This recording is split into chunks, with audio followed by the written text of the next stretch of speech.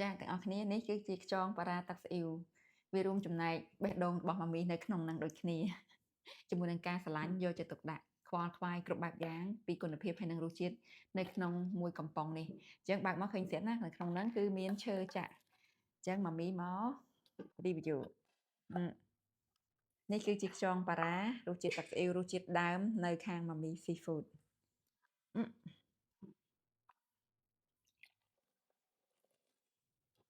ចាមកកំប៉ុងហ្នឹងចាក់មកបានមួយចាននេះអញ្ចឹងកុំភ្លេចថែមជាមួយនឹងខ្ទឹមសជាមួយនឹងម្ទេសចាបើសិនជាបងប្អូនញ៉ាំខ្យងប៉ារ៉ាទឹកស៊ីអ៊ីវមានអារម្មណ៍ថាម៉ាមីអើយរសជាតិនេះរៀងអត់ដូចរសជាតិដើមខុសប្លែកអីតិចតួចអាចធ្វើការ feedback មកវាបានពេលខ្លះអាចនិយាយបានថាការគ្រប់គ្រងបច្ចេកទេសព្រោះវានៅតែមានចន្លោះប្រហោង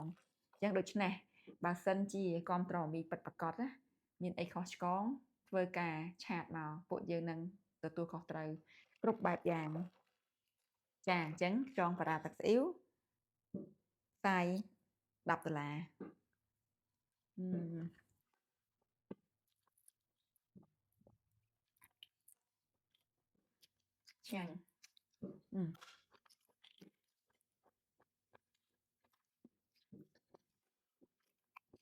បងអស់នេះឆ្ងាញ់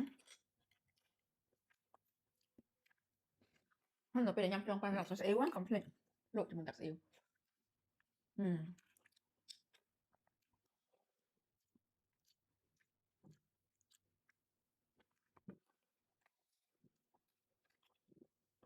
អត់មានដាក់ថែមអីទៀតទេថែមតែខ្ទឹមហើយម្ទេសប៉ុណ្ណឹងអត់ញ៉ាំជាមួយនឹងទឹកទៅលក់អីញ៉ាំតែប៉ុណ្ណឹងគឺមានអីសំផុតហ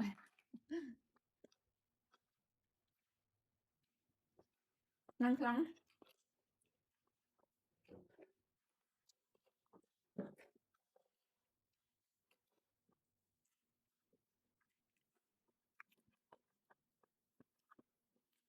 ហើយហ្នឹង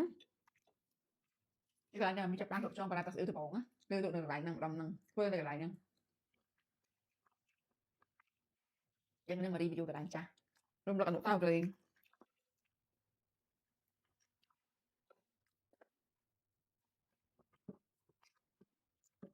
មែនណាទាំងអស់គ្នាអើយ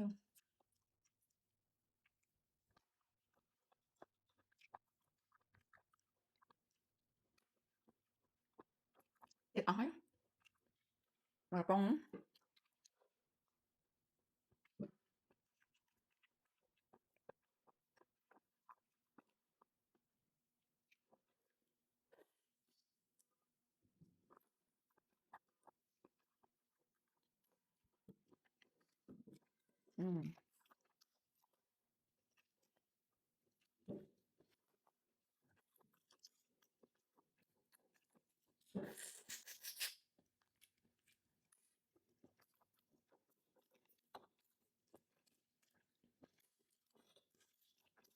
គេតែនិយាយថាខ្យងប៉ារ៉ារសជាតិ original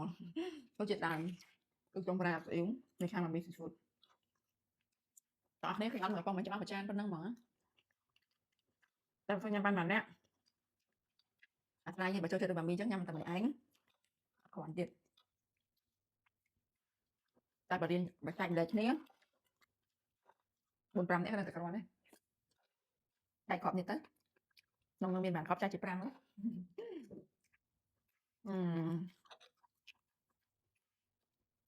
ទៅអស់ហើយហ្នឹងទាំងអស់គ្នាទៅអស់ហើយ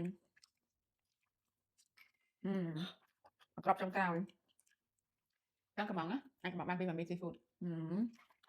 នេះគឺជាសបក